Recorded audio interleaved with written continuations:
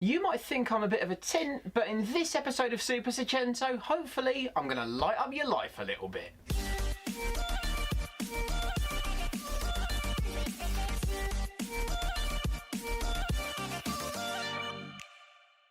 Hello you lot, Miller Corner here and welcome to another DIY episode of Super Seicento. Today we're going to be doing a little touch to the outside of the car which is going to massively improve its looks in the long run. You might note that just here I've got some of the lights from the Super Seicento and there's rather less car attached to them than what there normally is. Behind the scenes, in fact over in the workshop right now, the car is in the midst of getting prep and getting rubbed down for its respray and bodywork stuff. You will be seeing that in the very near future, don't you worry. But for now, with the lights taken off the car, I'm going to do a nice little touch to these specifically to improve the looks of the car when it all goes back together. And that is going to be tinting the lights. These bright silver reflective headlights and these really rather vibrant red tail lights just don't fit with that cool, aggressive and rather more menacing look I'm after for the exterior of the car. To fix that, I'm going to be using spray light tint, and today I'm going to show you how to spray tint all the lights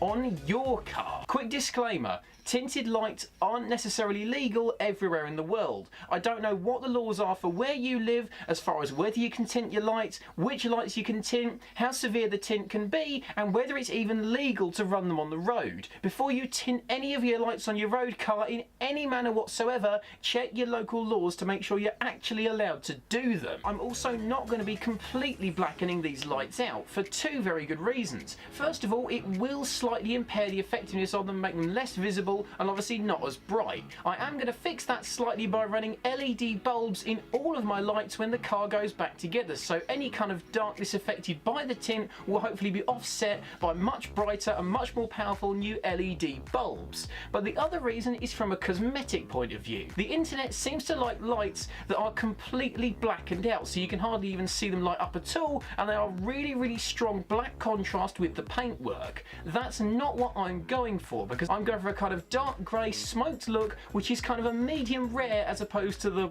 well done I suppose look that people on the internet like. So that's why I'm doing it, how I'm going to be doing it, the legal bit you need to know before doing it to your car, and with the tint here and the lights here, let's get on with it. Now with a lot of cars you do get plastic headlights these days, but because the Seicento is such a high quality product you do get glass headlights in this particular case. So we're going to start with a plastic tail light because many of you watching will likely have a car with plastic lights and plastic tail lights if nothing else. Spray tinting is a form of painting, and as with any paint job, cleaning and preparing the surface you're painting is key. We're going to be using some pretty severe cleaning product, and that is thinners. Clearly labelled here because thinners you want to label clearly because these are evil. In enough kind of force, this will actually take paint off of your car. Not right back to bare metal, but it will make it a lot less shiny than it was when you started. So we've got these thinners in a clearly labelled bottle here, which is a very high quality Coke bottle, I think, and we're going to be using them with a rag that's kind of well bunched up and well thickened because you don't want to get this on anything that shouldn't have thinners on it. Once you've used thinners, for God's sake, don't touch your face, don't eat anything, don't touch as much as you possibly can, just wash your hands immediately. Use thinners sparingly. The more you use, the more likely you are to spill them, which you definitely don't want to do. Cleaning an exterior part like a light really shows up how dirty they can get.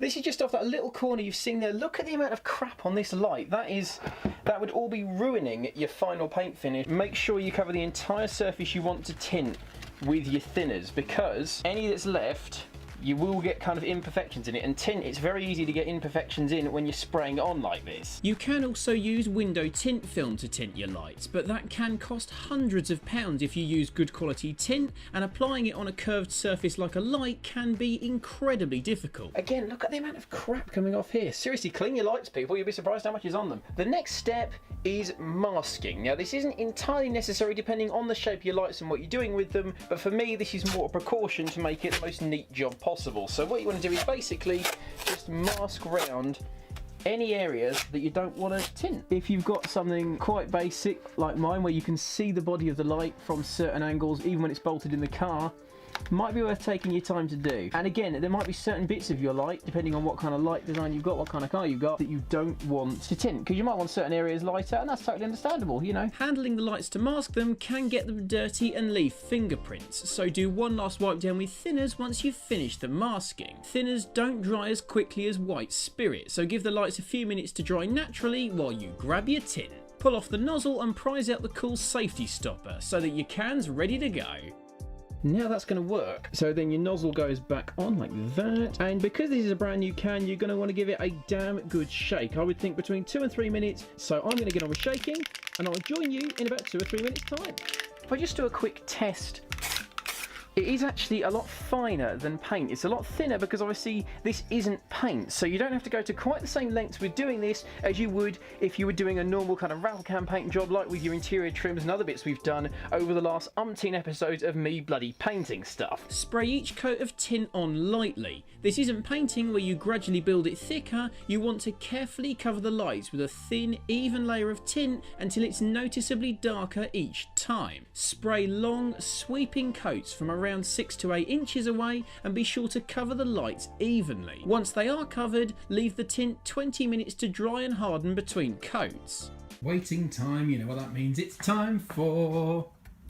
Yes, the milk went in first, and no, I'm not sorry. Trembling with excitement. I haven't had tea in almost 10 minutes. Cheers.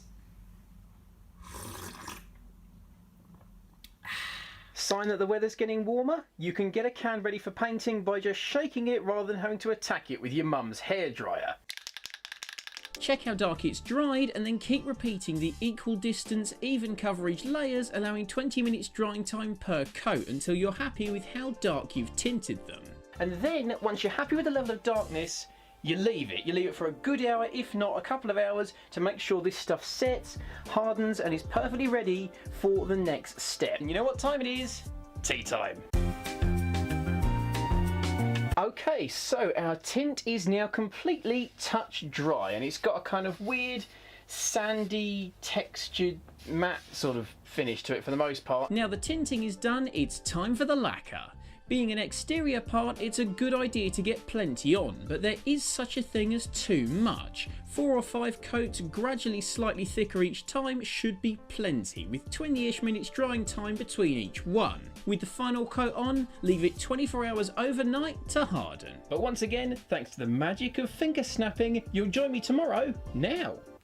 And it's now the next day. You join me with our tail light with the lacquer dried, and it's not looking too bad, definitely looking darker, but it's nowhere near done. The next step is 3 stages of wet sanding. Start by dunking some 800 grit into a bowl of water, and then start sanding the lights down.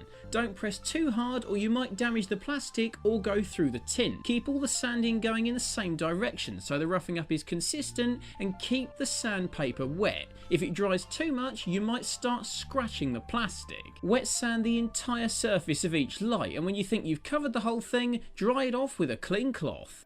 It definitely looks worse for the wet sanding, and that's a good thing. That's how it's supposed to look. You're supposed to have dulled it a bit. We've got a nice sort of uniformly crap look to it. If it's done right, the whole light should be slightly hazy with lots of lines going in the same direction. If you missed any spots, keep wet sanding and drying it off until the light is evenly dulled with lines all the way across it. Next, more wet sanding, but this time with 1000 grit. This finer grain will make less of a difference than the initial 800, but the theory is the same. Wet sand in the same direction as consistently as before until you've covered the entire light surface and it's slightly cloudier and slightly duller still. I ended up doing a little bit more sanding off camera to get the look completely uniform, but you get the idea. And you'll join me wet sanding with the 2000.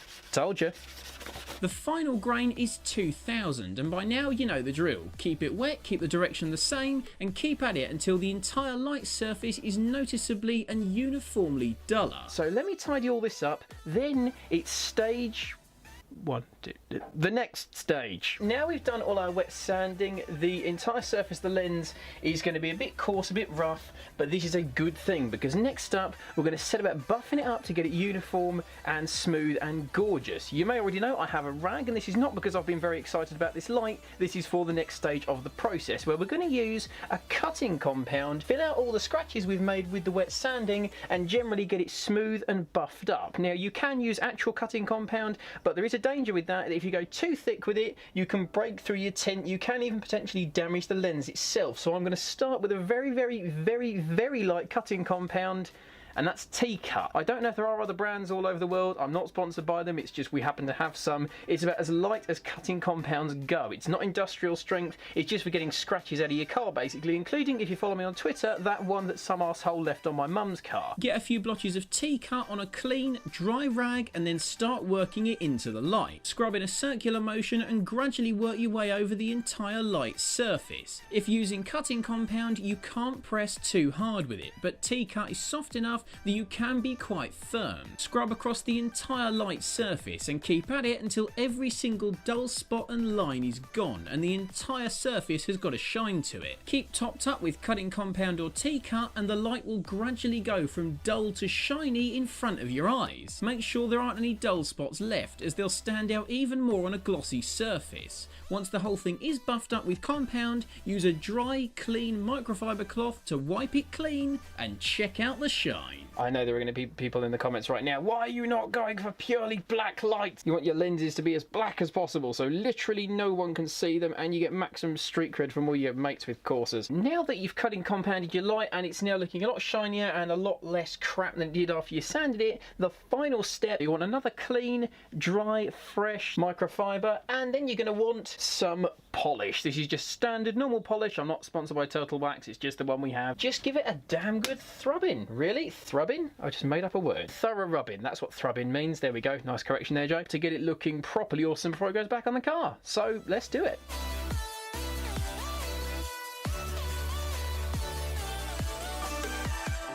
And there we have it, one completely polished, buffed and nicely tinted rear tail light. That looks awesome. As I said before, medium rare as opposed to well done. That is lovely. All I've got is one rear light done. Wonder if there's some way I could get everything done but really quickly so you don't have to watch me do it all again. Worth a shot, isn't it?